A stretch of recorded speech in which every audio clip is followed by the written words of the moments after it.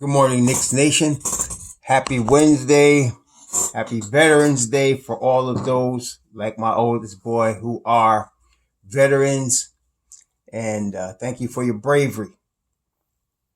Today, I want to discuss a couple things. First of all, we're going to discuss Isaiah Stewart, and I'm very excited to talk about him because he has been mocked to the Knicks on a couple of draft boards. Like I said, there's a lot of draft boards out here. I mean, everybody does one. ABC, CBS, NBC, Tankathon. A lot of people. There's a lot of draft boards out here. Okay, both professional and amateur done. But he's been on a couple of draft boards, coming to the Knicks at 27. I've seen that on a couple of boards, and I'd like to talk about him. But before I do, now that we are about a week away from the draft, and officially now free agency opens 2 days after the draft. The draft is November 18th and free agency opens November 20th.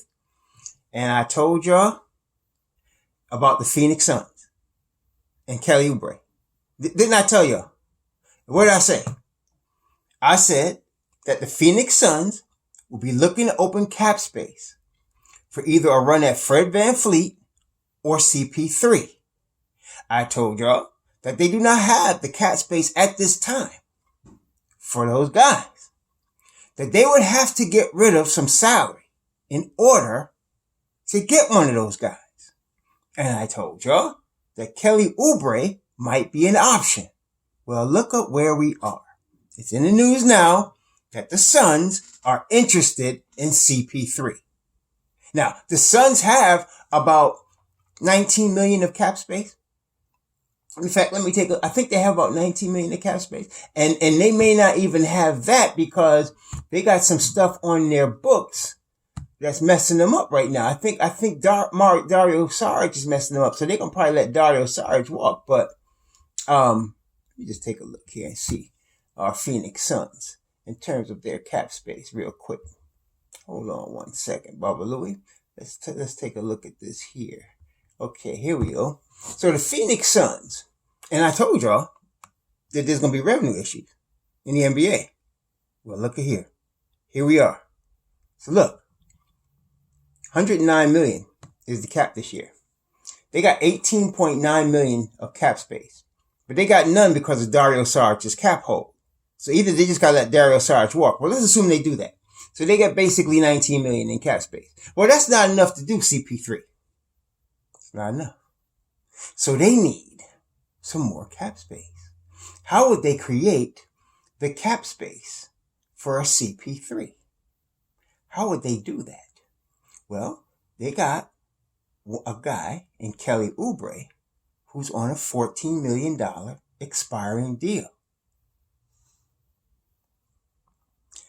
So if you add that 14 million to the 19, that's 33. Still doesn't quite get them there. In terms of a CP3. Doesn't quite get them there. So I'm looking at their roster. The only other guy they got that they can possibly move and create the cap space they need is Ricky Rubio. So they may be willing to do some business. Now, I'm not interested in Ricky Rubio, but I am interested in Kelly Oubre. We were talking about the 10th pick. I don't know what they'll have to give Oklahoma City to make this happen. But what I am saying is it opens up opportunities for the New York Knicks. That's all I'm saying. I told y'all. Watch this. And I also told y'all that we will be bringing in a pro-level shooter. And look at this. It's in the news that the Knicks are interested in Davis Bertans. Who knew? Well, Raw Hebrew did tell y'all, didn't he? We did a whole video on the shooters the Knicks are interested in. I also mentioned to y'all Joe Harris because of the Nets luxury tax problems. Well, look at here. Joe Harris is on the market and the Knicks might be interested. What do you know about that? Let me tell you something else. We also said that the best fit for us, I think a lot of us agreed, was Malik Beasley. I like Malik Beasley and Bogdan Bogdanovic. Of course, now we're hearing that Milwaukee is looking at Bogdanovich. Okay, Milwaukee wants shooters. Okay, again, I want y'all to remember one thing I told y'all. See, somebody y'all gonna hear what I just said, and you're gonna say, "Well, he's gonna go to Milwaukee. They're championship team. He might win a chip." Remember, that's important. That's important. Bogdanovich is 28 years old. He came in the NBA late. This is his first and maybe only bag that he's gonna get. You understand? This is first and maybe only bag he's gonna get in his career as far as really getting the bag. He has not signed a 4-year, $51 million contract that's been on the table for over a year. Sacramento put that on the table a year ago. Homie has not signed it. He has not signed it. Okay? So, that means he's feeling like he's worth more. He's worth more money. He might be right. Bogdanovich is a really good shooter and a good all-around player. Okay, a really good shooter. They done overpaid Sacramento for, they done overpaid already for Buddy Hield. They're giving him $80, $90 million. They're going to pay him $25 million this year. They're locked into that unless they trade him. I heard Philly's interested in him, but that's another story. That's their problem. Our problem is, how much do we want to pay Bogdanovich? How much do we want to pay Bogdanovich? So he'd be getting, at what they offered him, a little over $12 million a year. I'm thinking we may have to go 14. I think we may have to go 4 years, $56 million. Yeah. Or 4 years, $60 million. We might have to do that if we want Bogdanovich. But he's on the table. He's on the table. Then, of course, there's Malik Beasley, who we have talked about. We did a whole video on Malik Beasley because he got some legal woes. And I heard some fools about he'll never play in the NBA again. Keep thinking that. Keep thinking that. Okay? Because that's going to make him cheaper for us. So all I'm saying is we could probably get Malik 3 years, $39 million. 3 years, $39 million. Yes, you're going to have to do some background on him. I think he's going to be fine. He's a Florida State boy. You know, got in a little problem. I have no problem with Malik. I have a good feeling about Malik Beasley. Okay? Not saying he's the smartest cat on the apple cart, but he could definitely play, and he got a little knucklehead in him, but I think that could be cured. I don't think he's a hopeless knucklehead. You understand? I don't think there's a problem that I don't think he's going to continually get in trouble.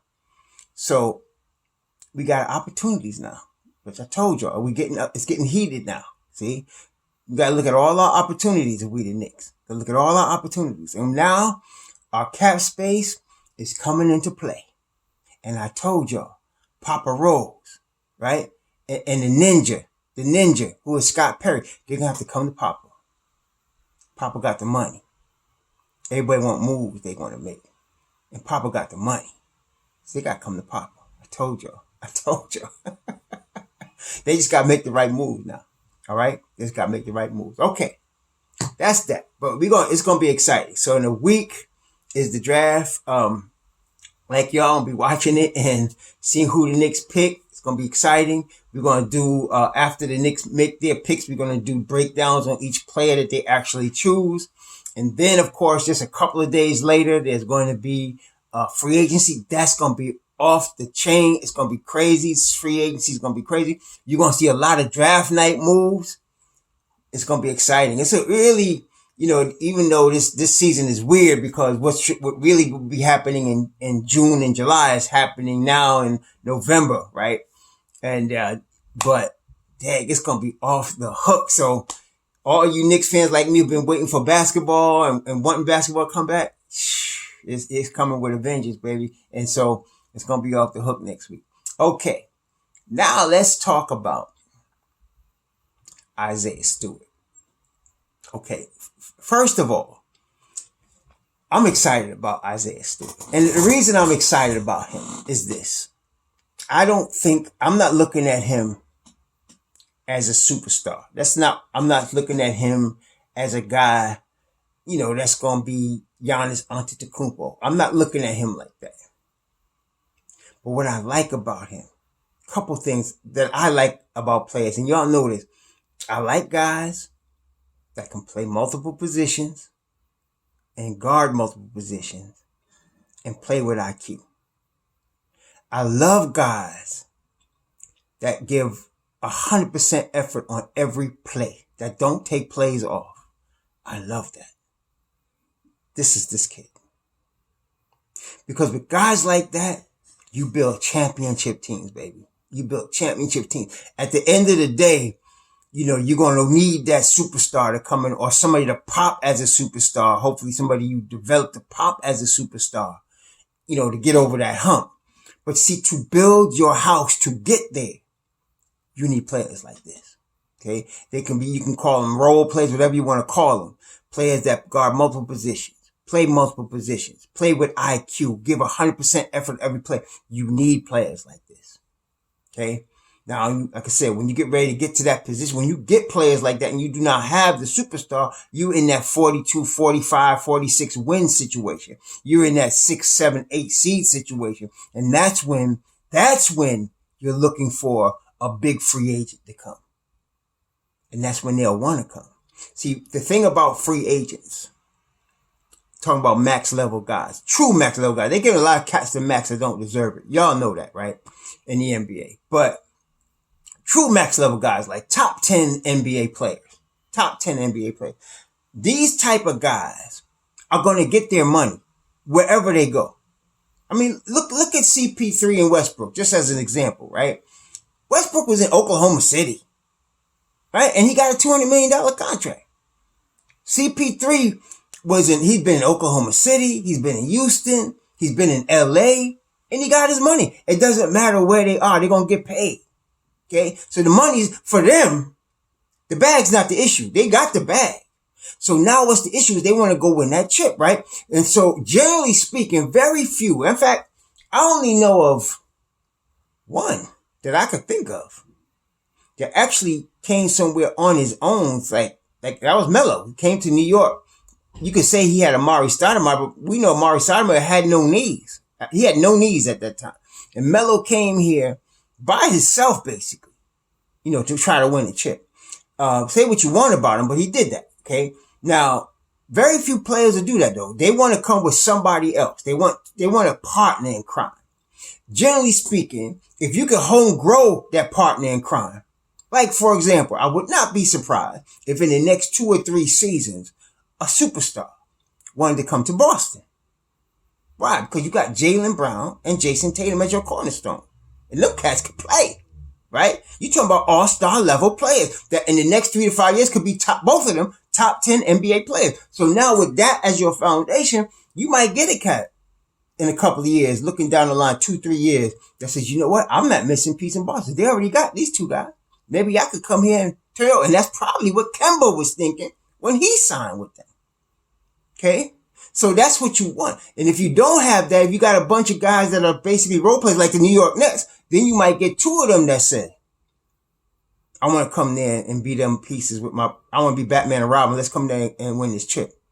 Okay. So that's how you do it. But you start with a foundation of very good high level role players and players that you can even, if you really are fortunate, that you can develop into that superstar top 10 level. And that's where you look at projections of young players like an RJ Barrett or Mitchell Robinson. You can't tell me nothing about what you think they're going to be right now when they're 19 and 20 and 21. You got to wait till they're 24, 25. Then you can tell me what they're going to be. Okay. And so that's why it's very good that we got 3 picks this year. We got at least 2 first rounders next year plus a second. We got first rounders this year, next year, 2022, 2023, we got 2 first rounders again, plus second rounders. That's why you get that, because you want to see if you can catch one. Just all you need is one to pop and become Antetokounmpo, become Luka Doncic, become Jason Tatum. That's what you want. You understand? And so all of them picks you just look at, and that's why it's so important that the Knicks got now a staff of management and guys like a Mike Woodson, like a Tom Thibodeau, like a Johnny Bryant, like a Walt Perrin, like a Leon Rose. That's why it's important that you got these guys to scout for players like that because these guys are expert in picking stars and developing them. Okay, so that's what you want. And see, I've heard too many people, it's insulting to me a little bit. I have to be honest. When people say the Knicks need talent, let me tell you something. The biggest talent that the Knicks needed, they already acquired in that staff I just named. That's the biggest talent they needed. What Mr. Dolan needed to do was assemble talent on a management level and on the coaching level. That's what he needed. And we just got that. With all these picks we got, these crew right here, if he just lead them doing, I think he's going to, with this crew, something's going to pop. The statistical percentages say something's going to pop. Okay. We don't know where it's going to pop from. Could be Isaiah Stewart. We don't know where it's going to pop from, but something's going to pop. This is how you build a champion. And that's what we're talking about. Okay. All these cats talking about a Westbrook with 3 years and $132 million left on his deal. Y'all need to stop. Y'all need to really stop. What?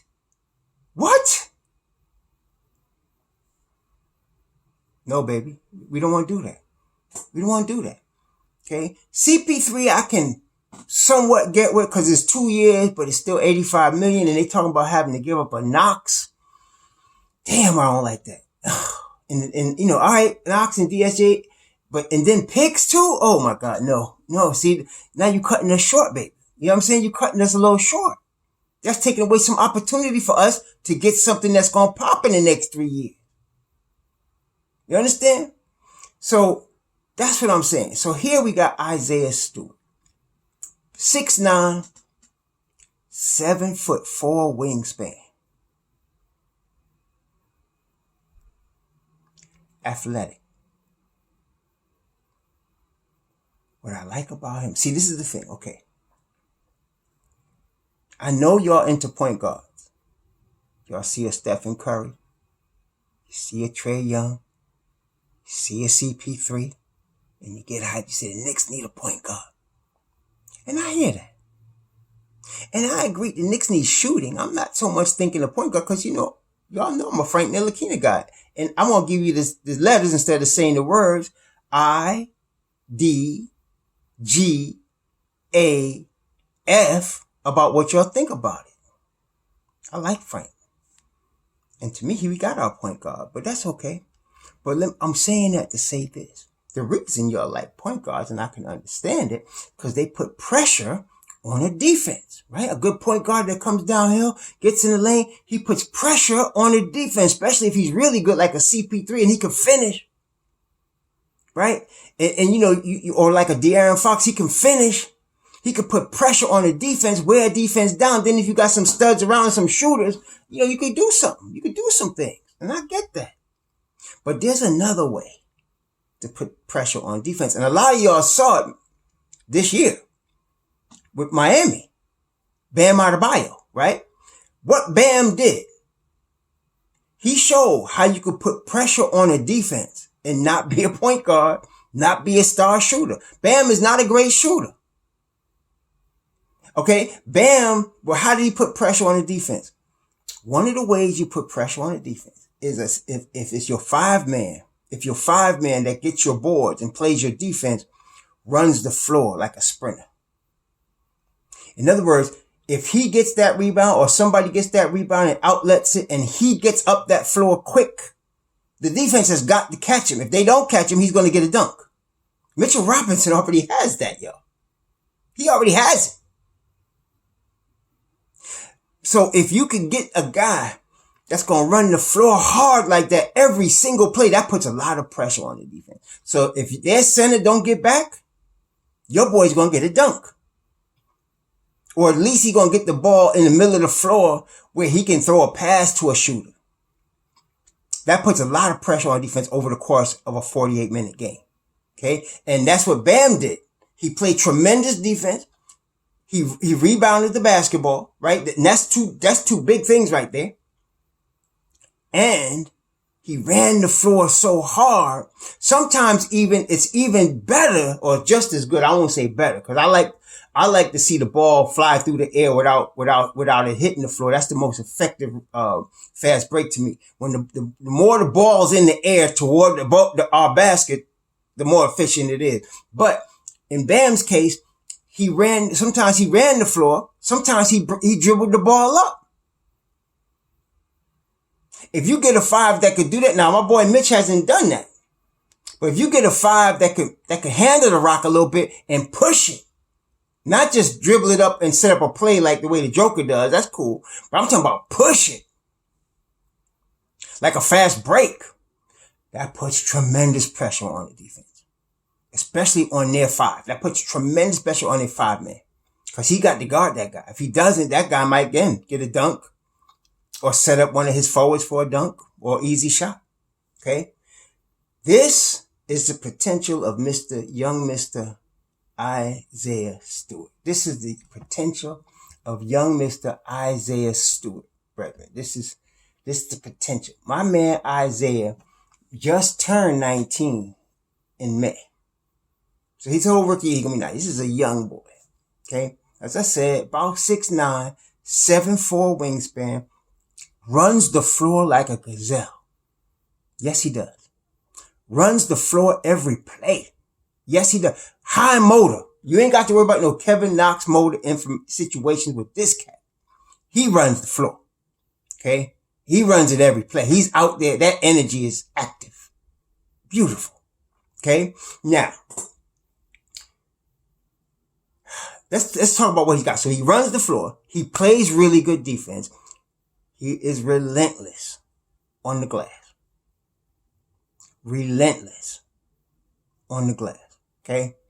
So at the very least, we are talking about, to me, I'm looking at a Montrezl Harrell and I don't think of Montrezl Harrell. See, I know he getting ready to go get paid and I'm glad for him to go get his money, right? I don't necessarily see Montrezl Harrell as a starter, though. I think his highest use is what the Clippers used him at, coming off the bench with Lou Williams, bringing that energy, bringing that running the floor and that defense.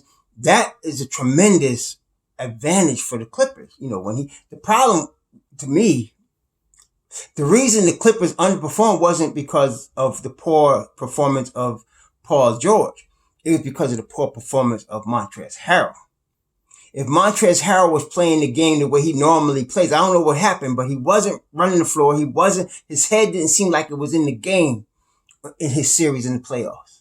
And I think that's really what hurt them more than anything. He tried, but there was just something missing. I don't know what it was. He just didn't have what he normally would have in terms of that energy, in terms of that defense, in terms of that being all over the floor, all the time, continually attacking the glass. He didn't have that this playoff. I know Paul George, laid a lot of bricks. No question. Everybody knows that. But I think they might have won even though. See, that's why you get a number of players on the championship team that could play. Because if somebody's off, that's why you still got Kawhi Leonard.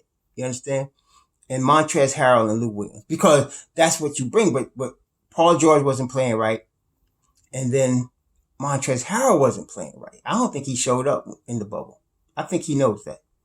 Okay? So, that's probably what held him up. But Isaiah Stewart brings you that energy. But what's the possibilities for him? There's some things he needs to work on. So he shoots 77% from the foul line. Okay. He did not shoot the 3-pointer that often. So he only shot 25% from 3. But I think that's a little deceptive because he didn't take a lot of threes. He only took 1 a game. Okay. He only took 1 a game. But when you see his form and you see how he shoots from the line, he's got the talent, I believe. I believe he's got the talent to develop a very dependable shot. And if he does, he's going to be a problem. Number one, they have him listed as a power forward at 6'9". It was simple. I see him more as a small ball 5. In the start of his career, I see Montrezl Harrell. I see him coming in behind Mitchell Robinson and running the floor, bringing that energy. Because Mitchell Robinson even as a rim runner and as the way he runs the floor, he puts a lot of pressure on the defense. And Mitchell Robinson didn't even bring the ball up, but just the way he runs the floor And the way and of course he plays great defense and he runs the floor and he can finish. That lob and dunk is a threat. Okay. So that puts pressure on the defense. Okay. Now you have him and then you bring in an Isaiah Stewart behind him. Woo-hoo, that's really good. So now you have a backup that's just as good as your starter and still putting pressure on the defense. So I see him as a backup 5.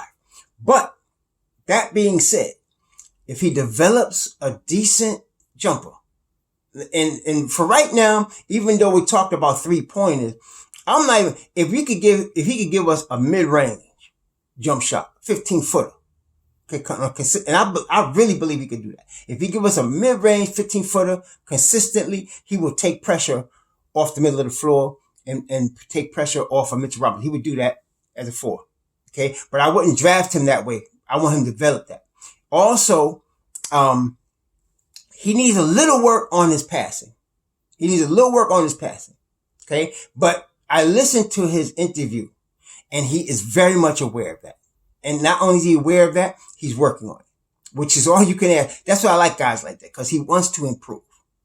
He wants to improve. He's going to work hard to improve. And his game is really, the improvements he needs, to me, are not huge. They're nuances for him. They're not huge.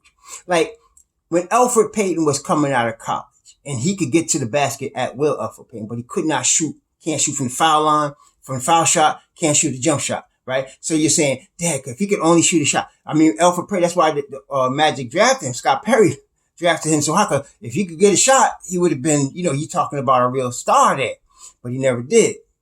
So getting a jump shot for him is a leap. It's a big leap, which now in his 6th or 7th year, it ain't never coming. All right. But this kid, with regard to a shot, he's not that far away. He's not that far away, especially when you see him shoot 77% from the line. Not that far away at all. He took 6 attempts a game. He was getting to the line. And so he's hitting 77, 80% of his shots from the foul line. He's not that far away. He could develop a shot. Okay. I'm very confident. So as his floor coming into the league at 19, backup 5, small ball 5, energy, running the floor, rebound, relentless on the glass, bringing that energy every play, every time down the floor. And of course, bringing that defense. And that's his floor. Okay. That's what I'm saying. That's what he's got coming into the league. Now, as a rookie, he's going to get a lot of fouls. Just because he's a rookie. I mean, happens to every rookie in the NBA. Okay. There's things, Mitchell Robinson, stupid fouls they would call Mitchell Robinson his first 2 years. Because he was a rookie, because he was young. That later on they would probably give him, that they probably would give somebody like a DeAndre Jordan. They wouldn't give that to Mitchell Robinson. Okay. But that's because he's rookie. So you can expect that also, from Isaiah Stewart. He might be in foul trouble a little bit, but see, if he's coming off the bench, what's he doing? He's playing, what is he playing? 15, 20 minutes a game, right? Coming off the bench. So if he's doing that, he might get 3 or 4 fouls, but he's going to be very effective in his time coming off the bench while he's developing still. So he can shoot a shot. He can develop a shot. If he can develop a little like jump hook type of game, yeah, he kind of has it already. Little jump hook, baby hook, from like 8 feet. Like a Robin Lopez. Man, that ugly little hook he has, but it's effective, goes in. Robert Lopez, a little thing like that. And then, or maybe like a little floater. Ooh, he's going to be really good. If he could develop a little floater like that, develop his shot, pass a little bit, see the floor a little bit better. And I'm saying these are not like bridge too far for him. This is stuff that he can definitely do during his rookie contract, during his first 4 years in the league. No question. He could develop these games. Boy, he's going to be good. If they could do that, he's going to be really good. You're talking about Bam Adebayo. And maybe even better if he gets a shot, because Bam can't shoot. That's most thing. You look at Bam Adebayo's statistics. Let me see. He can't shoot, man. He can't. He doesn't even shoot a 3. He shot 0.2 threes a game, 14% from 3 this past season. So, I'm not saying that's a bad thing. That's not his game, right? But Isaiah Stewart has the ability to develop a 3-point shot as well as a jump shot, period. And then if, that, he already got the IQ. He's a good IQ kid. He studies the game. He's really serious about that. Hard worker. You can just tell by his style. And he has a little handle to him. He's not like, okay, he's not Stephen Curry with his handle, right? He's not Trae Young with his handle. He is, after all, a big man. But I believe he will be able to bring the ball up and push it on the defense a little bit. I think he's going to be able to do that, like right away. I think he'll be able to do that. Okay. And he, of course, 6'9", 7'4" wingspan. You expect him to be a finisher, and he is. He's a strong finisher at the rim. He gets that ball down there, just like Mitchell Robinson. He gets that ball down there near the rim. It's game time. He's over. He's going to score. See? So, I like it. I really like this kid. And like I said, I like, not because he stands out as a superstar talent, but because he can become a very, very good basketball player. And he's willing to do it. And he's got all the foundational tools to do it. Sort of like, our boy Patrick Williams. We talked about the same thing with him. He's got the talent and he's got the desire, to do it. And he's got the talent to do it. And so you watching, you can see the possibilities. And I'm looking at, Stewart the same way. I see the possibilities. I see where he fits right behind Mitchell Robinson right now, running that floor. I see where he can even start. If Mitchell Robinson hurt, we see Mitchell Robinson twist ankles and stuff. I could see he could actually start, if he needs to. He's going to have some foul trouble his first year. Let's not kid ourselves. He's going to be in a little foul trouble, in his first year. He's going to do that because he's a rookie and he's got to learn. Okay. But I like him. I like him a lot. I mean, Xavier Tillman, we did a video on him. He's a solid player. He's never, I hate to see what a player's never going to be, but it doesn't appear that he would ever be like a star. He's going to be a solid guy, a guy that doesn't get hurt, a guy that you can count on for 20 minutes a game, every single game. He's going to be there. He's going to put in his workman-like work. He's carry his lunch pail, he work every day and do what he got to do. That's Xavier Tillman. Solid. This guy is solid, but he's got upside. And see, and again, that's why, you see a lot of scouts and teams hire on a 19-year-old like this versus maybe a 22 or 23-year-old like a Xavier Tillman because of stuff like this.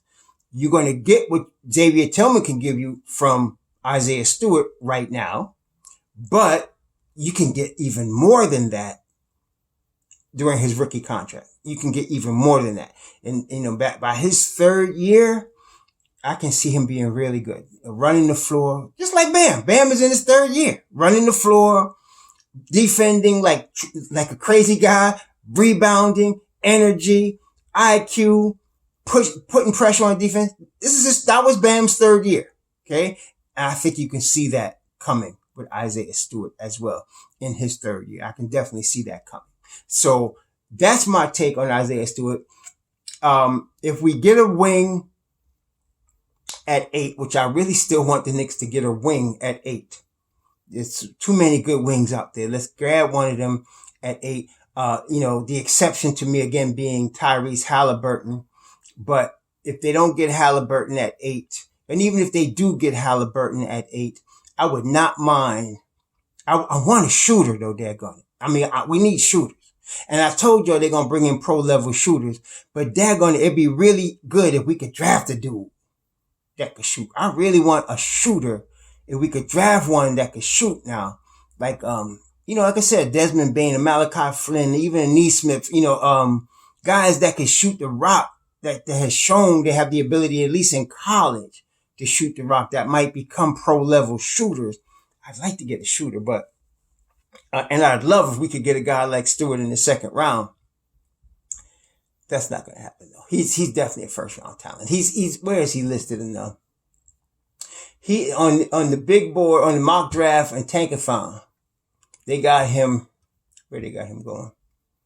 And I'm thinking this is pretty typical, of what we would see. They got Isaiah Stewart going late first round, 29th. They got him going to Toronto at 29. This is the same mock that got us taking Tyler Bay at 27. So this is the thing though, brother, Knick Nation, brother. Let me just tell you something, man. With the 3 picks we got, we're going to get a good players. We're going to get 3 good players. Okay. Because the best part of this draft is the lower part. Really is. This is the mother load in this draft. The talent mother load is in the bottom part. It is definitely not in the top 5 of this draft. And so, yeah. But I'd like to get a shooter. So that to me implies that we need to do something to get another first round pick. We got to trade Julius Randle. I'm trying to tell y'all, we got to trade him and acquire another first round pick. We just got to do that because let's say we traded with Minnesota and got the 17th, right? So we pick, my dream would be to pick Devin Vassell at 8. At 17, you pick a shooter. You go ahead and pick a shooter. You got Neesmith would be at the top of the list. He might be gone by then, probably would be. If he was gone at 17, I'm looking at Terrell Terry. I'm looking at Desmond Bain. I'm looking at Malachi Flynn. I'm looking at shooters. People that are gunners that could come in and shoot this rock, right? At 17. Then at 27, I'm looking at Isaiah Stewart. That's what I'm talking about. Man, there's some good players. And I'm skipping over a lot of good guys. Like, I'm skipping over Patrick Williams. You guys know I love Patrick Williams. Patrick Williams, Jalen Smith, Kyra Lewis, Tyrese Maxey. There's a lot of good players out here, man. We really are in a good spot. 8 is a really good spot. Tyler Bay, Jaden McDaniels, Robert Woodard, Isaiah Joe, Cassius Stanley, Grant Riller, Xavier Tillman. So, yeah, I like Isaiah Stewart. I like if we could get a shooter also. Isaiah Stewart is not a shooter, but bad. He'd be a really good backup center that could turn into a star at some point. Really good player. So that's my take on Isaiah Stewart. 6'9", 240 pounds, 19-year-old out of Washington. Let me know what y'all think. Shalom.